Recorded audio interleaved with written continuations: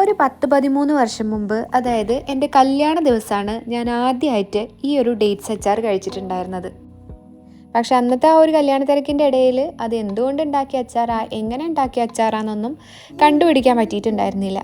പിന്നീട് ഞാനതിനെ തപ്പിപ്പിടിച്ച് കണ്ടുപിടിച്ച് ഒരു 3-4 തവണ അത് ട്രൈ ചെയ്ത് നോക്കി. എത്ര ട്രൈ ചെയ്ത് നോക്കിയിട്ടും ആ ഒരു ടേസ്റ്റ് വന്നിട്ടുണ്ടായിരുന്നില്ല. അപ്പം ഞാൻ കരുതിയത് അന്നത്തെ ആ ഒരു വിശപ്പ് കൊണ്ട് എനിക്കത് ടേസ്റ്റ് തോന്നിയതാണെന്നായിരുന്നു. പിന്നീട് ഞാനൊരു ദിവസം ഇതുപോലെ ഒന്നുകൂടി ഈ അളവുകളൊക്കെ കറക്റ്റ് ആക്കിയിട്ട് ഉണ്ടാക്കി നോക്കിയപ്പോൾ അതേ ടേസ്റ്റ് കിട്ടി. അതിനുശേഷം ഞാൻ ഈ ഒരു മെത്തേഡിൽ തന്നെയാണ് ഈ ഒരു ഡേറ്റ്സ് പിക്കിൾസ് ഉണ്ടാക്കാറുള്ളത്. അപ്പോൾ ആ ഒരു മെത്തേഡിൽ എങ്ങനെയാണ് ഉണ്ടാക്കുക എന്നുള്ളത് നോക്കിയാലോ. അപ്പോൾ ആദ്യം തന്നെ ഞാനിവിടെ ഒരു പാന് ചൂടാക്കാനായിട്ട് വെച്ചിട്ടുണ്ട്. അതിലോട്ട് ആവശ്യത്തിന് വെളിച്ചെണ്ണയാണ് ഒഴിച്ചു കൊടുത്തിട്ടുള്ളത്. നിങ്ങൾക്ക് എണ്ണ വേണമെങ്കിലും യൂസ് ചെയ്യാവുന്നതാണ്. ഇനി അതിലോട്ട് ഒരു സ്പൂണ് കടുക് ചേർത്ത് കൊടുത്തിട്ടുണ്ട്. കടുക് നന്നായി ഒന്ന് പൊട്ടി വന്നാൽ അതിലോട്ട് കറിവേപ്പിലയും 2 വറ്റൽമുളക്, അതായത് ചുവന്ന മുളകില്ലേ, അതുകൂടി ചേർത്ത് കൊടുത്ത് നന്നായിട്ടൊന്ന് മൂപ്പിച്ചെടുക്കുക.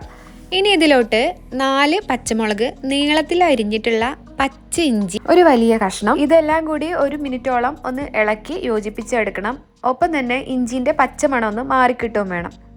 ഇനി ഗ്യാസ് ഓഫാക്കിയതിന് ശേഷം മാത്രം 2 കുടം വെളുത്തുള്ളി ഇതുപോലെ നീളത്തിൽ കട്ട് ചെയ്ത് അതുകൂടി ചേർത്ത് കൊടുക്കാം.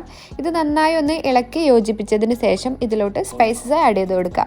ഞാനിവിടെ 2 വലിയ ടേബിൾ സ്പൂണാണ് കേട്ടോ, ടീസ്പൂൺ അല്ല, ടേബിൾ സ്പൂണ് കാശ്മീരി ചില്ലി ചേർത്ത് കൊടുത്തിട്ടുണ്ട്. പിന്നെ 1 ടേബിൾ സ്പൂണ് നല്ല എരിവുള്ള മുളക് പൊടി കൂടി ചേർത്ത് കൊടുത്തിട്ടുണ്ട്. ഇതൊരു മധുരമുള്ള അച്ചാറായതുകൊണ്ട് തന്നെ അത്യാവശ്യത്തിന് എരിവും പുളിയൊക്കെ ഉണ്ടെങ്കിൽ മാത്രമാണ് ഇതിന് കറക്റ്റ് ഒരു ടേസ്റ്റ് കിട്ടുള്ളൂ. അപ്പോൾ നിങ്ങളുടെ കയ്യിലുള്ള മുളക് പൊടി എത്ര എരിവുണ്ടോ അതിനനുസരിച്ച് ചേർത്ത് കൊടുക്കുക കേട്ടോ. എൻ്റെ മുളക് പൊടി അത്യാവശ്യം എരിവുണ്ട്, അതുകൊണ്ടാണ് ഞാൻ 1 ടേബിൾ സ്പൂണ് ചേർത്ത് കൊടുത്തിട്ടുള്ളത്. ഇത് നന്നായി ഇളക്കി യോജിപ്പിച്ച് കൊടുത്തതിന് ശേഷം ഗ്യാസ് ഓണാക്കി കൊടുക്കുക. അതിനുശേഷം ഇതിലോട്ട് നമ്മൾ നേരത്തെ തന്നെ കുരു കളഞ്ഞ് എടുത്ത് വെച്ചിട്ടുള്ള ഡേറ്റ്സ് കൂടി ആഡ് ചെയ്ത് കൊടുക്കുക. ഇനി ഇതൊന്ന് ചൂടായി വരുന്നത് വരെ ഒന്ന് ഇളക്കി യോജിപ്പിച്ച് കൊടുക്കുക. അതിലോട്ട് ഒരു വലിയ ടേബിൾ സ്പൂണ് ഉപ്പ് ചേർത്ത് കൊടുത്തിട്ടുണ്ട്.